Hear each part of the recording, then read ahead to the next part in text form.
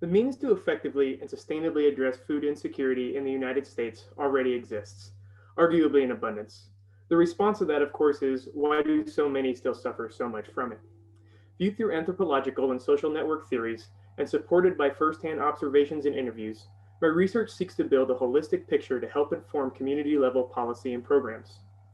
It starts with our biological dependence on cooperation, not only to survive, but to thrive.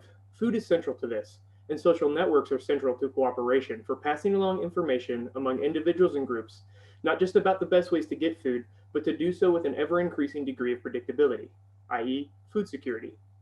It's important to understand that there are two types of connections in social networks: strong ties and weak ties. Strong and weak simply refer to the degree of connectedness from one person to another.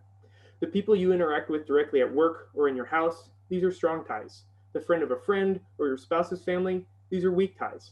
Not because you don't have a close relationship, but because they connect you either to or through other networks that consist of additional people you don't know directly or even at all. But through those connections, strong and weak, ideas, behaviors, and changes flow.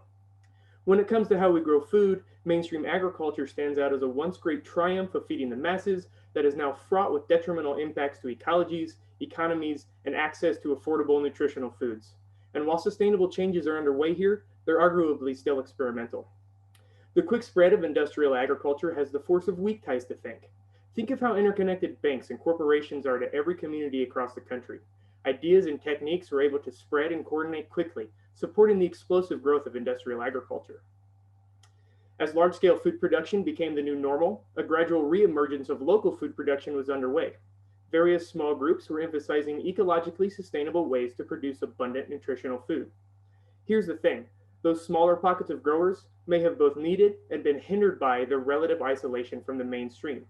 They were developing and exchanging ideas among mostly social networks of direct, strong ties, less influenced by the potential behavioral bombardment from too many weak ties.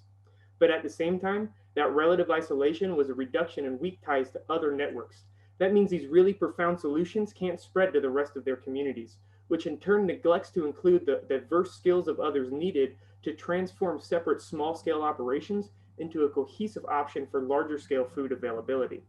Think website designers or administrators who can facilitate collaborative outreach between growers, filling the role of weak ties, that bridge to the everyday consumer, and increasing the accessibility to locally grown foods in a way that doesn't dramatically disrupt their busy and financially bound lives.